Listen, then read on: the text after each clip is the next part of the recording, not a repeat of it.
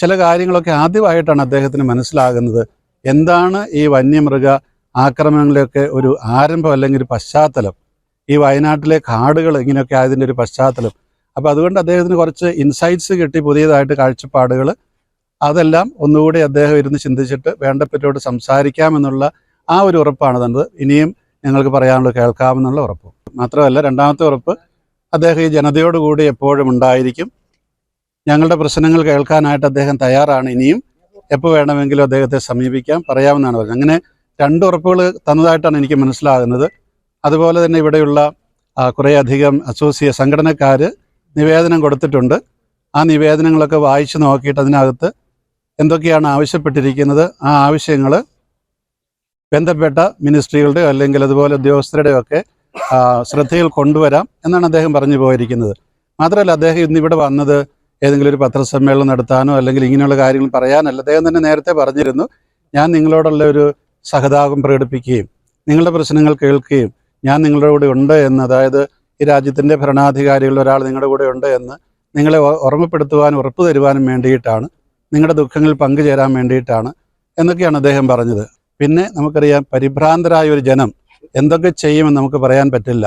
നമ്മൾ മരിക്കാൻ തുടങ്ങുന്ന അവസരത്തിൽ അവസാനത്തെ പിടിവള്ളിയിൽ ചാടിപ്പിടിക്കുക പറഞ്ഞതുപോലെ ഈ ഇങ്ങനെ ഒരു മാനസിക അവസ്ഥയിൽ അവർ പലതും ചെയ്തിട്ടുണ്ടാവും. ഞാനതിന് ന്യായീകരിക്കുന്നില്ല. പക്ഷേ അതേ സമയത്ത് തന്നെ 100% നമ്മളൊരു കുറ്റകൃത്യത്തെ വിലയിരുത്തും പോലെ ഇരുത്തിയിട്ട് കാര്യമില്ല. കാരണം ഒരു കുറ്റകൃത്യം നമ്മൾ അറിഞ്ഞ് കണക്ക് കൂട്ടി മുൻകൂട്ടി ആലോചിച്ച് ചെയ്യുന്നതും ഒരു പെട്ടെന്നുള്ള വികാരത്തള്ളലിൻ്റെ പേര് ചെയ്യുന്ന തമ്മിൽ വളരെ വ്യത്യാസമുണ്ട്.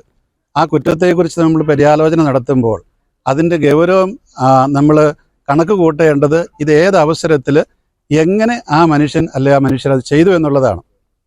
മാനസിക അസ്വാസ്ഥ്യമുള്ള ആൾ, നിങ്ങൾക്കറിയാം, കോടതി ചെന്ന് കഴിയുമ്പോൾ മാനസിക അസ്വാസ്ഥ്യമുള്ള ഒരാൾ ചെയ്ത ഒരു കുറ്റകൃത്യത്തെ കുറ്റകൃത്യമായിട്ട് കണക്ക് കൂട്ടുകയില്ല.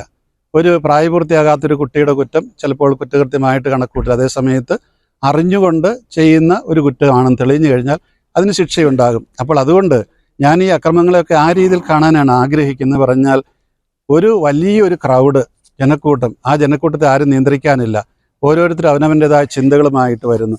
അതിനിടയിൽ നടക്കുന്ന അക്രമങ്ങൾ, അതിനെന്തെങ്കിലും നിശ്ചിത താല്പര്യക്കാരുണ്ടായിരുന്നോ, ഇതൊന്നും എനിക്ക് അറിഞ്ഞുകൂടാ.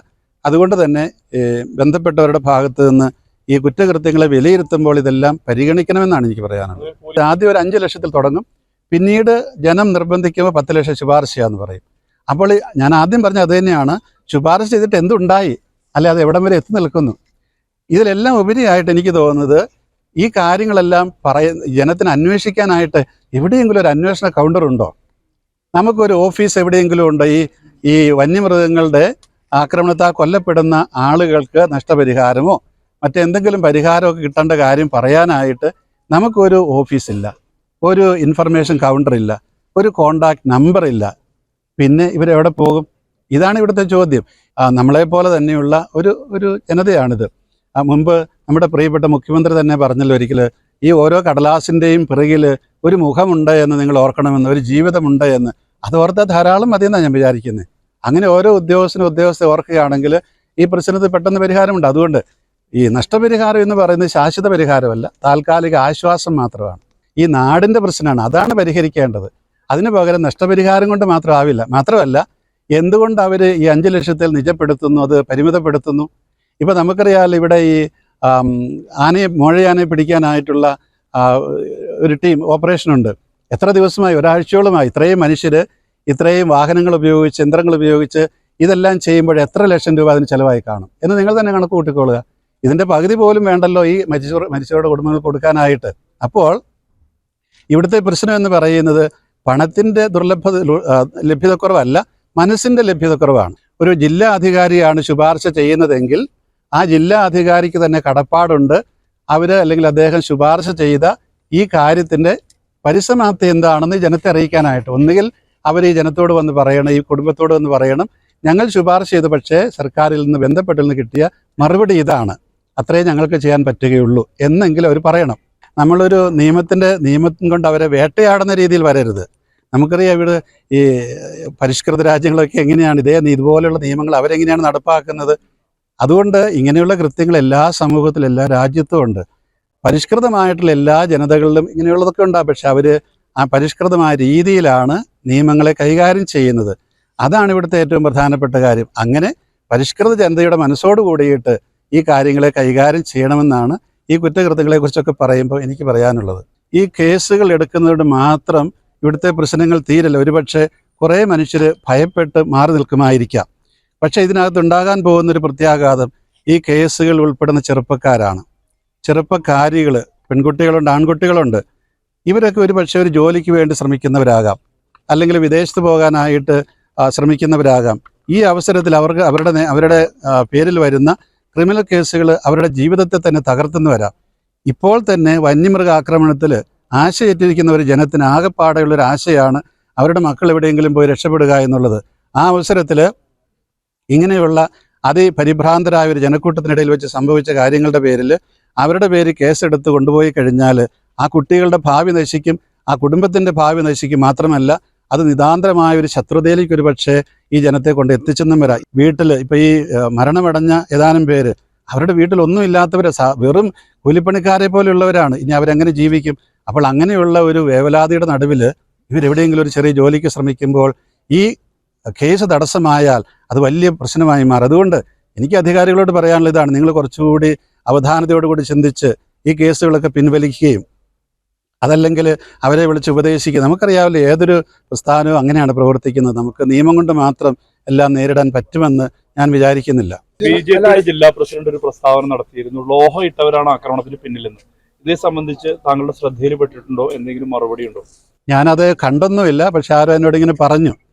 പക്ഷെ ഞാനതിന് വലിയൊരു പ്രാധാന്യം കൊടുത്തില്ല. അതിൻ്റെ കാരണം ഒരു പ്രാദേശികമായിട്ടുള്ള ഒരു നേതൃത്വം ഒരു കാര്യത്തെക്കുറിച്ച് പറയുന്നു, അവർക്ക് അവരുടേതായ നിരീക്ഷണങ്ങളുണ്ടാകും. പക്ഷേ പോലീസ് അത് സ്വീകരിക്കണമെന്ന് നിർബന്ധമൊന്നുമില്ല. അത് മാത്രമല്ല അതിനകത്ത് അവരുടേതായിട്ടുള്ള ആ നിലപാടുകൾ എടുക്കാൻ അവർക്ക് അവകാശമുണ്ടല്ലോ.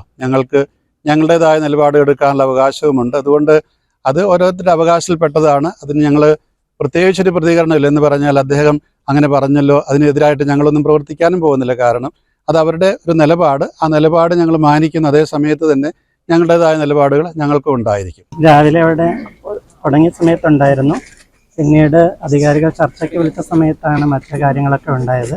അതുകൊണ്ട് ആ സമയത്ത് അവിടെ ഇല്ലായിരുന്നു. നമുക്ക് ഉള്ളത് ഇത് ഒരു വ്യക്തിയുടെയോ ഒരു സംഘടനയുടെയോ പ്രശ്നമല്ലല്ലോ, നമ്മുടെ നാടിൻ്റെ മൊത്തത്തിലുള്ള പ്രശ്നമാണല്ലോ.